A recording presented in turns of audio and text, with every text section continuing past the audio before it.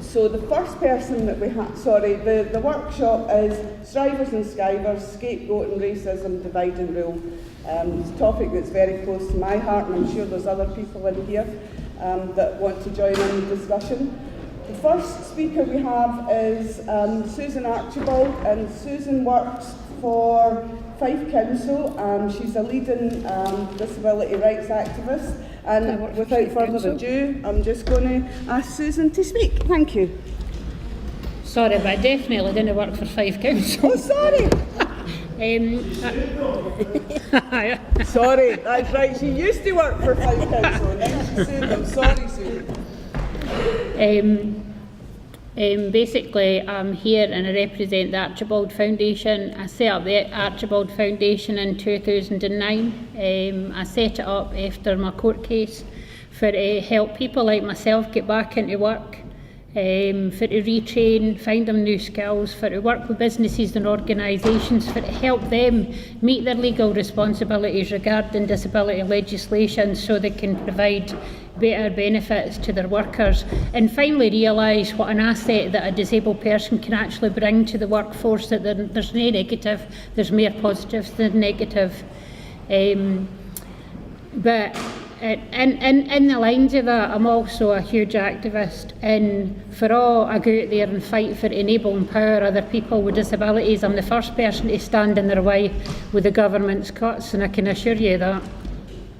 We're talking about Strivers and Skivers. Is there such a thing?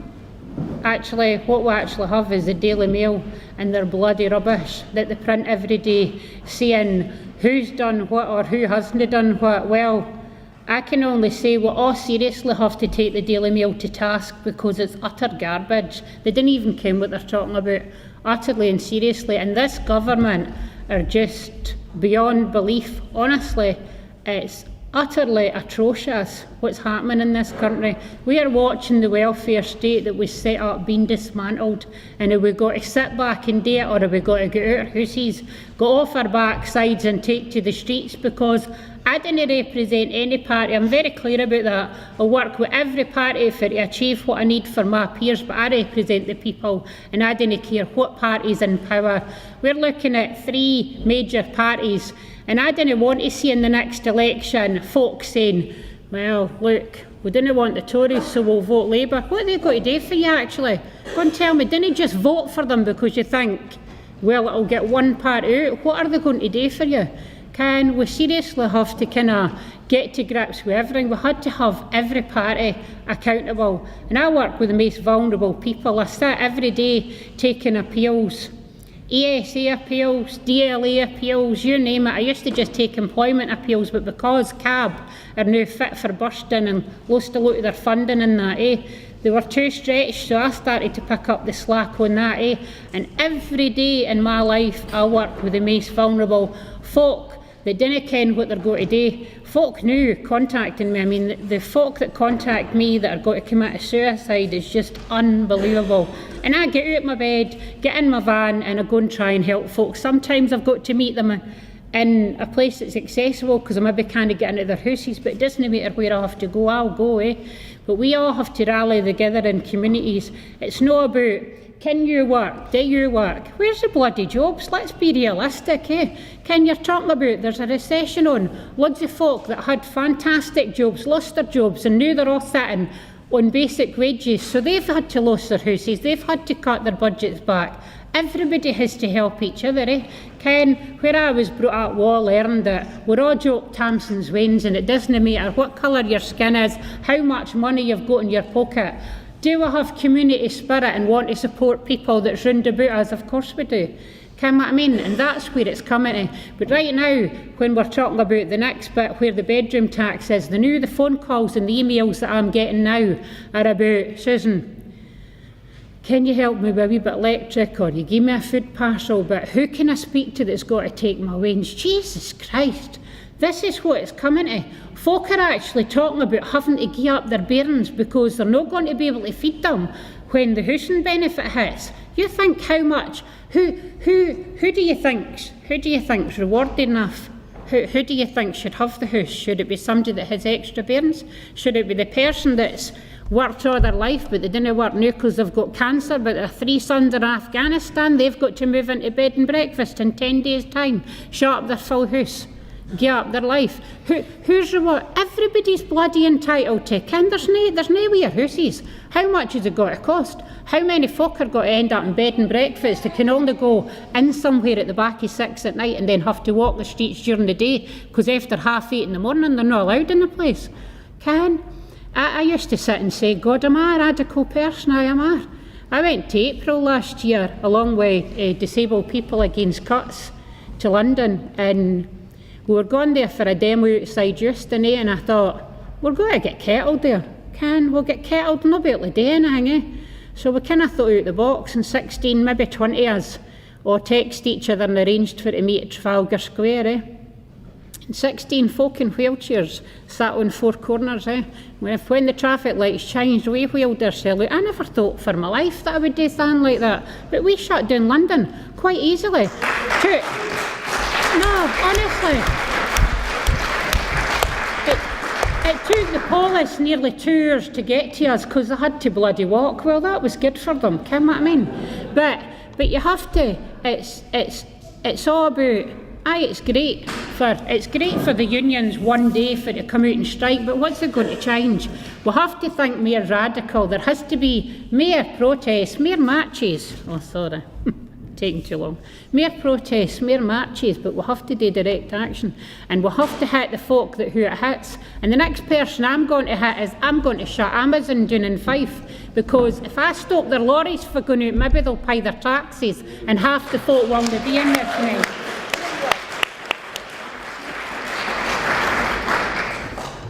Thanks, Sandra, and I will be more than happy to join you in that demo to shut Amazon down. Right, next I've got Sasha Callaghan. Sasha is the Secretary of Disability History Scotland, if I managed to get that one right. And without further ado, I'm just going to pass you to Sasha. Right, thank you, Chair. Just a short thing about the Daily Mail. My dad was a Fleet Street printer, and he always was on a short fuse, but if you wanted to really see him explode, you just had to say the words Daily Mail to him, and then he would just go into a rant and say, Daily Mail, the Daily Mail, I wouldn't wipe my arse on the Daily Mail. And I have to say, I think it's genetic, because I wouldn't do it either. Right, the narrative around strivers and skivers isn't really anything new. It's just very, very vicious at the moment and absolutely frightening for the people who are at the sharp end of it. Now, I don't usually talk about myself in these kind of meetings because I think that it's much broader than just one person's experience. But something that happened to me and another 11,999 people in September is going to give you, I think, a good sense of where things are going at the moment in terms of the striver and skiver line that's coming from the DWP communications team headed by the obnoxious Roger Pugh, right? I mean, he's horrible name, horrible man. If there's anybody here called Roger, I'm sorry, Roger by itself is all right. If there's anyone here called Pugh, Pugh by itself is all right. Roger Pugh together, not a nice man. Right. Has he retired? Oh, last October. Good stuff. Well, I'm very glad he's gone. He's gone to join David Dickinson because he looks just like him, right? I got a letter at the beginning of September. I was one of the almost 12,000 people in this country who are self-employed but claim working families tax credit. And don't ever believe that line of if you've done nothing wrong, you've got nothing to be frightened of, because it's a load of bollocks, quite frankly. You can be as innocent as the pure driven snow, and you can still be absolutely terrified when you get a letter from the HMRC wanting to look at every bank account you have, every building society passbook, a list of all the appointments that you've made in the last 3 months, everything that you've done in terms of publicising your business, your children's birth certificates, your passport, your right to nationality, all of those things, just because this is the beginning of the attack on the people who used to be described as the working poor and the strivers, but who under universal credit are going to be the skivers. That's how quick you can just change things around if you're the government. You can just be a striver 1 minute if you work for HMV and Blockbuster, and you're a skiver the next day when your job's gone. That's how fast it can happen. Well, I sent everything back, and then we had a little bit of a yo-yo kind of conversation between myself and the HMRC. In the end, they decided that I was gainfully employed, although saying that, it cost me £16.50 to prove to them that I actually have written a book during the time that they were talking about, and I put it up. You know, they had to see the synopsis, they had to see all these other things. But let me be quite clear about this. It was one of the most frightening experiences of my life, because the letter came with an implied threat that if I had misled them in any way, they wanted all the money back in tax credits for the last God knows how many years, plus they were going to take me, you know, and either fine me, which meant that we're sanctioned and we couldn't actually get any more benefits, or we would actually be prosecuted. Now, that is what it's going to be like under universal credit all the time, with the sanctions that will be coming in and will be absolutely, for the first time, attacking people who are in work and whose only sin, in inverted commas, is to not earn enough.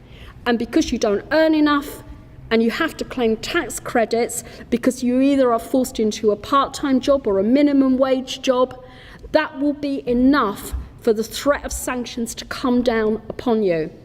Get sanctioned 3 times, not because you've done anything wrong, but because you're poor, and you will be prevented from claiming benefits for 3 years. 3 years. This, I've got to say, I mean, when people say, oh, this is nothing like slavery, what's happening? Well, slavery appears in many forms. And if it isn't slavery, this sounds to me like serfdom. That's what's actually being pushed on people who are poor. So for all the people with, and actually, I do want to say this, I don't care if someone's got 11 children. I actually don't care. It's got nothing to do with me, right? The only thing that I care about is if those children are looked after properly. And if they are, good stuff, I don't care. I don't care. I don't give a toss if someone has a horse and they're on benefits. Do you know something? I've been poor and I've owned 2 horses, and I'm not going to apologise for it. No one tells me how to spend my money. I'll spend it in the way that I want, thank you very much. At least the money I spend goes back into the local economy. It doesn't sit in a bank account in Switzerland or the Cayman Islands, right? All I care about is working class people not being divided, us standing together and fighting together. And Mark Sawatka's got it right when he says, if you fight, there's no guarantee that you'll win. But if we don't fight, we'll lose every time. So we have to fight. We are all strivers, whether we work or not. We strive under capitalism. And anybody that tells you that that's not true, they don't know.